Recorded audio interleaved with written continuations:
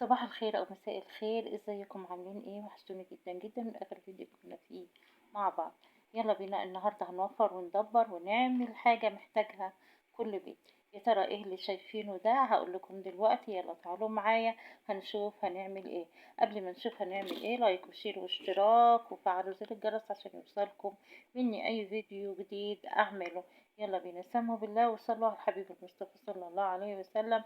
وهنشوف هنوفر وندبر وهنعمل حاجات. يعني وفري حوالي 200 جنيه.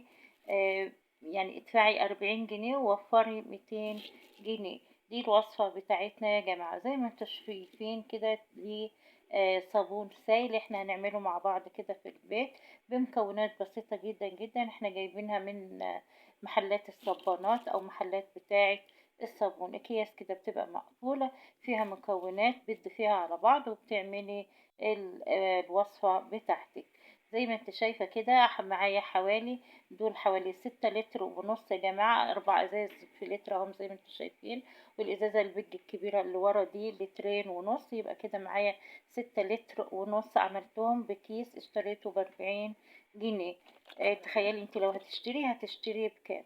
الكيس ده يا جماعة فيه كيسين مع بعض. كيس جل كده زي ما انتوا شايفين، اللي لما فتحته بينزل ده قدامكم زي ما انتوا شايفين كده. زي ما انتوا شايفين، حاولي يعني ايدك ما تلمسش اي حاجة. بفتح الكيس وبنزل المادة اللي فيه. وكيس تاني بودر، والبودر ده بروايح مختلفة. يعني في ريحة الليمون، ريحة البطيخ، ريحة حاجات كتير جدا جدا. اختاري انت الريحة اللي انت عايزاها. ريحة التفاح، اي ريحة انت عايزاها. انت بتروحي عند الراجل وبتبتدي تختاري. حطيت الجل كده على البودر. الكيس التاني خلطتهم في بعض. هقلب طبعا بالمعلقة زي ما انتوا شايفين. وهبتدي اجيب المية بتاعتي. بضيف حوالي 6 لتر مية على المكونات بتاعتي واحدة واحدة كده. وببتدي اقلب بمعلقة خشب او عصاية خشب او زي ما انتي عايزة. المهم حاجة خشب يعني. ممكن اي ساق خشب كده بتقلبي بيه. زي ما انت شايفة كده واحدة واحدة بضيف المكونات بتاعتي على المكونات بتاعت المية. وببتدي حطينا لتر وبعدين اللتر التاني، هنبتدي اللتر التالت اهو. وبدوب بالراحة جدا جدا. بدوب كل ما انت بتدوبي بيديكي قوام، بيدي معاكي قوام. زي ما انت شايفة هبتدي يعني كده بالراحة بالراحة. كمية المية مش كلها مع بعضها يا جماعة. بتضيفي واحدة واحدة وبتقلبي. زي ما انت شايفة مدي ريم كده معانا. بتحسي كده بتبتدي تضيفي المية تاني. طبعا هما مش اكتر من 6 لتر اللي انتي بتضيفيهم. زي ما انت شايفة كده بالراحة واحدة واحدة تضيفي. وبعد ما خلصنا كمية المية بتاعتنا كده كلها بنقلب كتير. بصي بوريكي ازاي كمية الرغوة بتاعة الصابون. تقلبي شوية تاني وبعد كده بتسيبيها شوية. بتسيبيها حوالي ساعة. بعد ما بتخلصي خالص خالص كده سيبيها ساعة. وبعد كده ارجعي لها تاني. هتلاقي القوام بتاعها يعني بقى غليظ شوية. يعني انتي بتسيبيها عشان المواد تتفاعل مع بعضيها كده. هتلاقي القوام بقى ماسك في بعضه.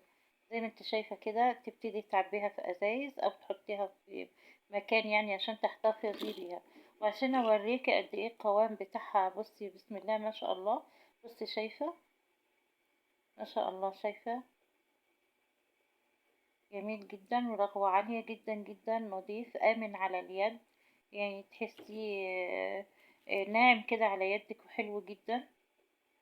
استخدمي الوصفة دي هتلاقيها في الصبانات عند بتوع المنظفات. هتلاقي الكيس ده ومش غالي، هو ب40 جنيه. تجيبيه بتعمليه بيقعد معاكي ما شاء الله كتير جدا جدا. طبعا ما اقدرش اقولك قد ايه، ولكن حسب استهلاكك انتي في المنظفات او المواد السائلة هيكون قد ايه. ولكن اللي واثقة منه ان هو موفر وهيكون موفر بالنسبة لك جدا جدا. شوفي انتي بتشتري صابون او بتشتري اللي هو بتاع الشركات الكبيرة. اشتري الجيركن بكام وبيقعد معاكي قد ايه. انا جربت ده يا جماعة وجربت ده، وحاسة ان ده ما بيفرقش عن المنتجات بتاعت الشركات الكبيرة. انا جربته اكتر من مرة، عشان كده قلت اشارككم في الوصفة الموفرة ديت. ان شاء الله تعجبكم وتنال قبول منكم. جربوها ان شاء الله تعجبكم. بوريكي قد ايه يعني بصي القوام بتاعها جميل جدا جدا. ان شاء الله بترغي حلو قوي، بتنضف حلو قوي. اشوفك على خير الفيديو اللي جاي ان شاء الله. استنيني. ما تنسيش اللايك والاشتراك وتفعيل زر الجرس عشان يوصلك مني اي فيديو جديد ان شاء الله. اتمنى ان انت تشوفي الفيديو كامل، والى اللقاء ان شاء الله.